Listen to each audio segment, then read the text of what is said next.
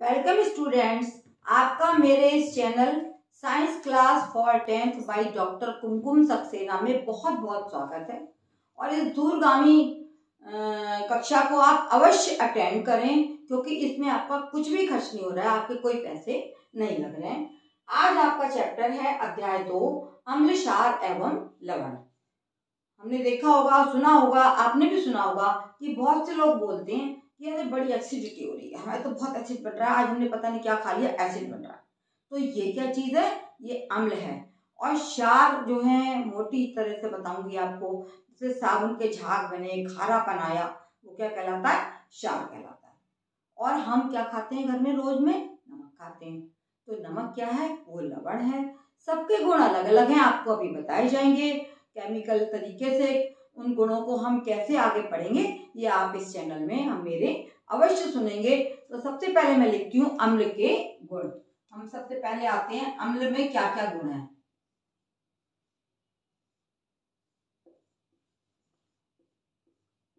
अम्ल क्या है? अम्ल वो पदार्थ हैं, ये वो पदार्थ हैं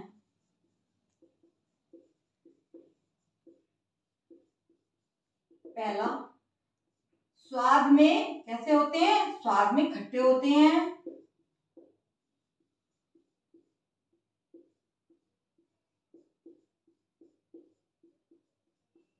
दूसरी बात, जल के विलयन में, जल के विलयन में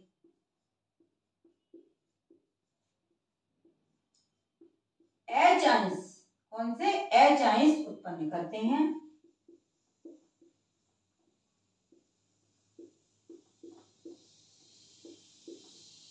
और तीसरा गुण है इनका कि ये नीले लिटमस पेपर को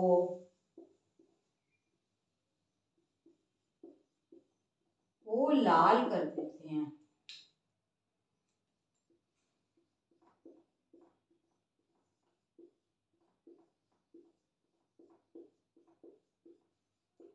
अब आप कहेंगे लिटमस क्या होता है? लिटमस एक पेपर होता है जो केवल इसलिए उपयोग किया जाता है कि पदार्थ अम्ल है या क्षार है। तो अम्ल को आप ध्यान रखेंगे कि नीले लिटमस को ये लाल कर देते हैं। ये दो प्रकार के होते हैं, डाइल्यूट अम्ल, डाइल्यूट एसिड, और दूसरा होता है आपका कंसंट्रेट एसिड। ये डाइल्यूट और बी कंसंट्रेटेड एसिड।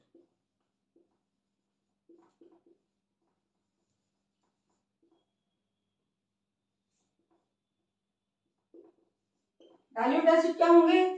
जो पानी में घोलने पर बहुत कम H अंश निकालेंगे, उन्हें हम बोलेंगे डाइल्यूट एसिड या कमजोर एसिड। और कंसंट्रेटेड एसिड कौन से होंगे? जिन्हें हम पानी में घोलने पे वो ज्यादा से ज्यादा H अंश, अधिक से अधिक H अंश उत्पन्न कर देंगे, तो वो हमारे कहलाते हैं कंसंट्रेटेड एसिड। जैसे इसका उदाहरण आप लेते हैं HCl, H2SO4 और HNO3। नाम भी बताती हूँ मैं आपको साथ साथ में। ये है हाइड्रोक्लोरिक अम्ल।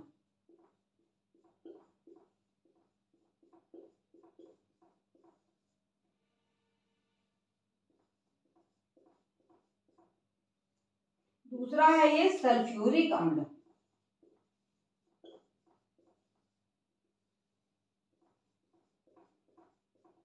और ये है नाइट्रिक एसिड, जो सबका राजा कहलाता है, बहुत स्ट्रांग होता है नाइट्रिक एसिड।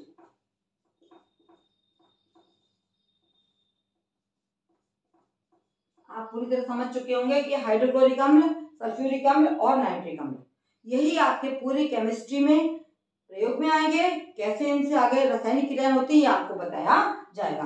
अब डाइल्यूट एसिड हो गए CH3COOH। क्यों डाइल्यूट है? क्योंकि इनका इसका नाम है एसिटिक एसिड, क्योंकि ये कम H अंश उत्पन्न करता है, एसिटिक अम्ल। दूसरा आप देख लीजिए HCOH, फॉर्मिक अम्ल, ये कहलाता है फॉर्मिक एसिड।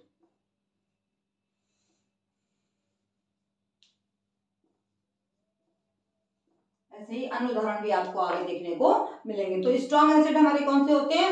स्ट्रॉन्ग एसिड है हमारे HCl, H2SO4 और HNO3। ठीक है। दूसरी चीज ये है कि इन अम्लों में किस तरीके से ये पानी निकलते हैं मैं आपको यहाँ पे बताती हूँ।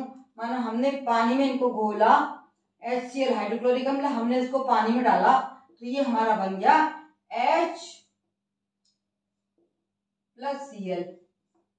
H बना, और ये हमारे धनायन है, ये हमारे ऋणायन है। अब ये H क्या करेगा, ये फिर से, क्योंकि ये स्वतंत्र नहीं रह सकता, तो ये H2O से मिलके फिर से क्या बना लेगा, ये हमारा H3O बना लेगा, हाइड्रोनियम आयन। इसका नाम क्या है, हाइड्रोनियम आयन। और ये कहलाती है आपकी ऑर्हीनियस थ्योरी। ऑर्हीनियस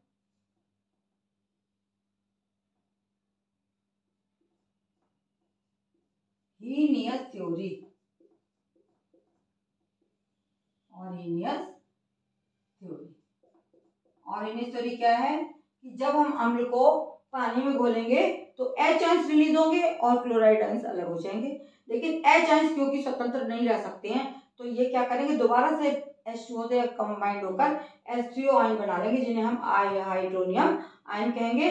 और ये थ्योरी कहलाती है हमारी ऑर्हीनियस थ्योरी। जिस तरह से आपने अम्ल के गुण पढ़े उसी तरीके से अब आप आगे पढ़ेंगे क्षार के गुण। क्या लिखेंगे अब हम लिखेंगे क्षारों के गुण क्या होते हैं। अम्ल आप, मैं समझती हूँ, समझ चुके होंगे, खट्टापन समझ चुके होंगे, और खारापन भी आप समझ चुके। खारे जैसे साबुन वगैरह होते हैं खारे होते हैं, और अम्ल जो हैं वो खट्टे होते हैं। और जो आपके सॉल्ट पढ़ेंगे आगे आप, वो कैसे होते हैं, वो ना खट्टे होते हैं ना क्षारीय होते हैं, वो न्यूट्रल होते हैं। और वो सॉल्ट कैसे बनते हैं, वो भी अम्ल और क्षार को मिलाने से ही बनते हैं। अब हम आगे पढ़ने के बाद जा रहे हैं क्षार के गुण। क्षार के गुण बिल्कुल अम्ल के गुणों के उल्टे होते हैं।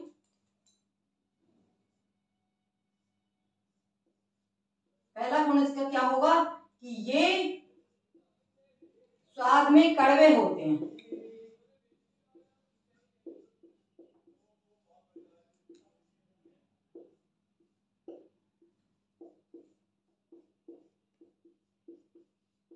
दूसरा पॉइंट, जल में घोलने पर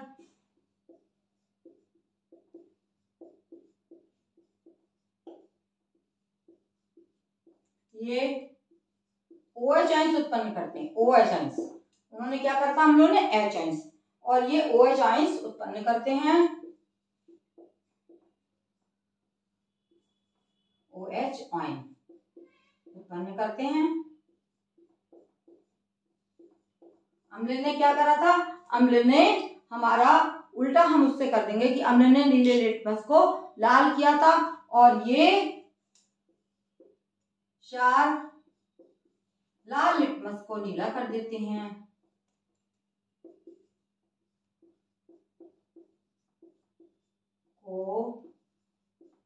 नीला कर देते हैं।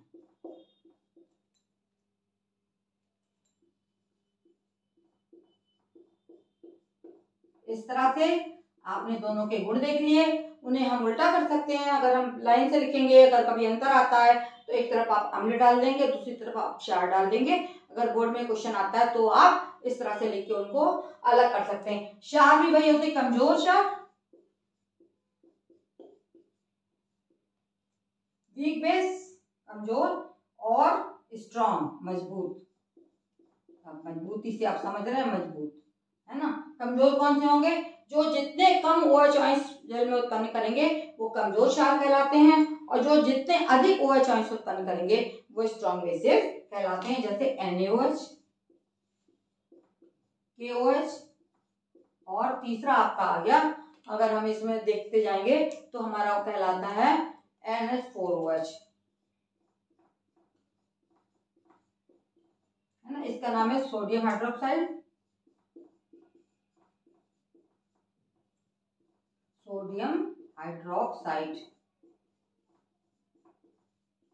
और ये आपके कहलाएगा कैसे, पोटेशियम हाइड्रोक्साइड,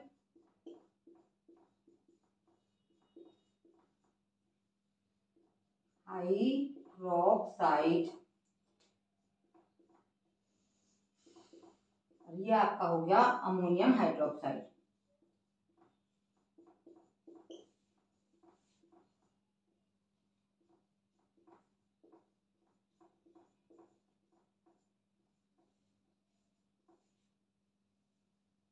फिर से आपको ध्यान आना चाहिए कि हम क्या कह रहे हैं आपसे कि जो क्षार स्ट्रांग होते हैं वो अधिक से अधिक OH निकालते हैं। जैसे ये कमजोर होंगे CaOH का होल ट्वाइस, कैल्शियम हाइड्रोक्साइड। आगे भी आप पढ़ेंगे कैल्शियम हाइड्रोक्साइड।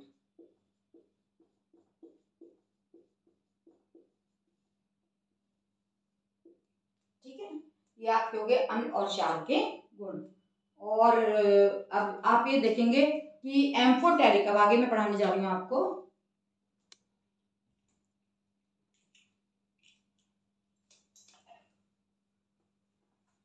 एम्फोटेरिक पदार्थ,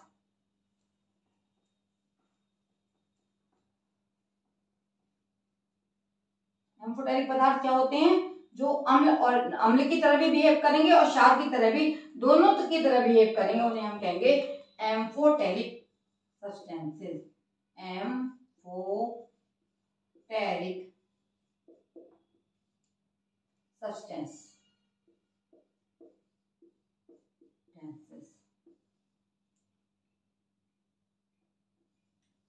जो पदार्थ घुलने पर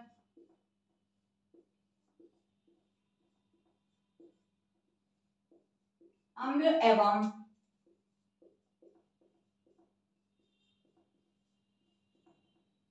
क्षार दोनों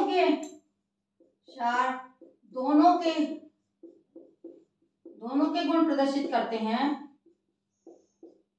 उन्हें हम क्या कहते हैं? उन्हें हम एम्फोटेरिक पदार्थ कहते हैं। प्रदर्शित करते हैं,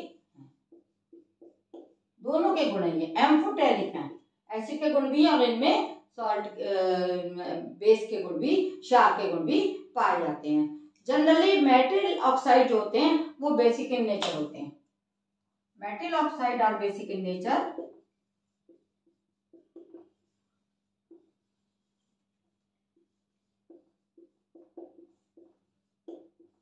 मेटल ऑक्साइड कौन से होते हैं?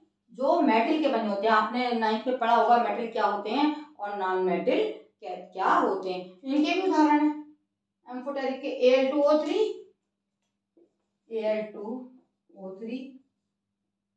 और दूसरा है हमारा Al2O3 का नाम होता है एल्युमिनियम ऑक्साइड, और दूसरा है जिंक ऑक्साइड। ये है एल्युमिनियम ऑक्साइड, एल्यूमिनियम ऑक्साइड।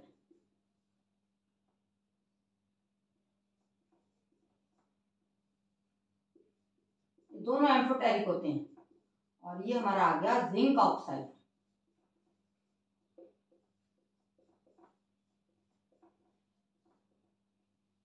इस तरह से। और कुछ मेटल ऑक्साइड जो होते हैं वो कैसे होते हैं? वो क्षारीय होते हैं, जैसे Na2O, MgO और CuO, कॉपर ऑक्साइड। इनके आप नाम भी लिख सकते हैं कि ये क्या है? कॉपर ऑक्साइड हो गया, ये है सोडियम ऑक्साइड, ये बेसिक है नेचर में सोडियम ऑक्साइड, ये इनमें क्षारीय गुण होते हैं। और ये है मैग्नीशियम ऑक्साइड,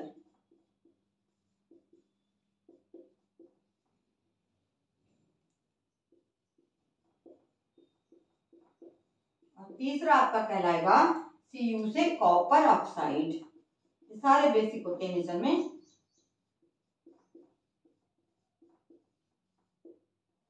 ठीक है, देख लीजिए आपने। अब आप समझ गए होंगे कि एसिड क्या है, बेस क्या है और एम्फोटेरिक क्या होते हैं। अब मैं आपको बताने जा रही हूँ कि सॉल्ट क्या होता है। अब हम आगे पढ़ेंगे सॉल्ट। सॉल्ट कैसे बनता है?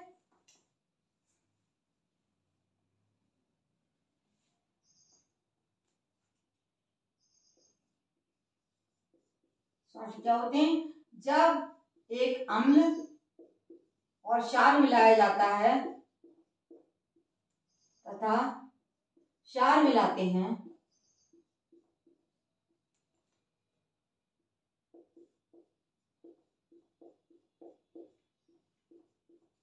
तो एक उदासीन पदार्थ बनता है जिसे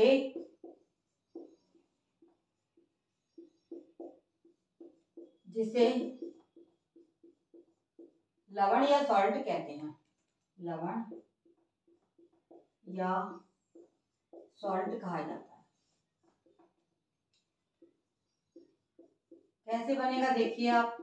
तो हमने NaOH लिया और HCl लिया। ये आप समझ रहे हैं कि HCl क्या है। HCl हमारा अम्ल है, हाइड्रोक्लोरिक अम्ल, और NaOH क्या है, ये हमारा क्षार है। इन दोनों को मिलाएंगे तो उदासीनीकरण की क्रिया होगी और ये बन जाएगा NaCl, और ये बन गया H और 2O मिलके पानी बन गया। ये हमारा नमक, साधारण नमक बन गया, और ये एक लवण है। इस तरीके से उदासीनीकरण की क्रिया से हम क्या बना लेते हैं, तो ये क्रिया कहलाती है उदासीनीकरण। इसको क्या बोलेंगे, उदासीनीकरण क्रिया बोलेंगे। जो सॉल्ट जल में घुल के बनते हैं वो हमारे सॉल्ट का ही विलयन कहलाता है। और ये आपका हो गया उदासीनीकरण, नमक बन गया, लवण और पानी बन गया। इसी तरीके से अन्य एसिड्स को मिलाने पर जब हम उसे मिलाएंगे क्षार से तो हमेशा उदासीनीकरण की क्रिया होगी और हमेशा ही क्या बनेगा, हमारा सॉल्ट निर्माण होगा।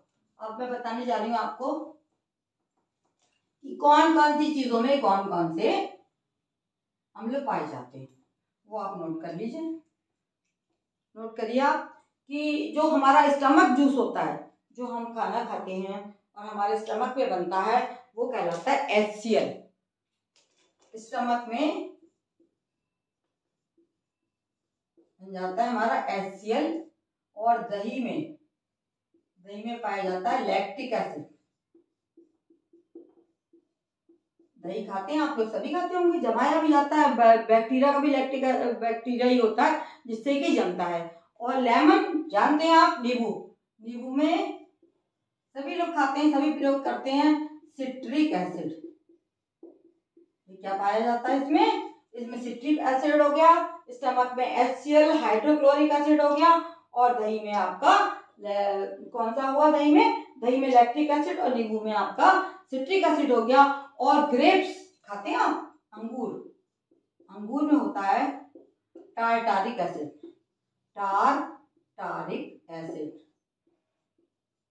तभी कहते हैं फल खाना चाहिए, फल से जो है वो तबीयत ठीक हो जाती है। अगर आपका तबीयत होती है अजीब सा हो रहा है अंदर, तो ऐसे फल वगैरह खा लो या नींबू का रस पी लो तो हमारा पेट ठीक हो जाता है।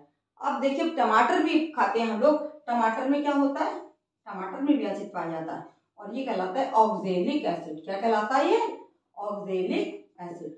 अब आपने देख लिया, दही में लैक्टिक एसिड, स्टमक में HCl, नींबू में सिट्रिक एसिड, अंगूर में टारटारिक एसिड, और टमाटर में हमारा ऑक्जेलिक एसिड पाया जाता है। एक चीज और खाते हैं, ऑरेंज भी खाते हैं और विनेगर भी खाते हैं। विनेगर में क्या होता है, सिरका, इसमें होगा आपका एसिटिक एसिड।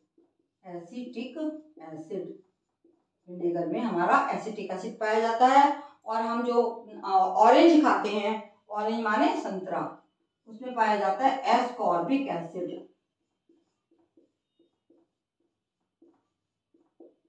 क्या पाया जाता है, एस्कॉर्बिक एसिड। और एक चीज और बताऊंगी कि चाय में भी टैनिक एसिड होता है, चाय में टैनिक एसिड पाया जाता है।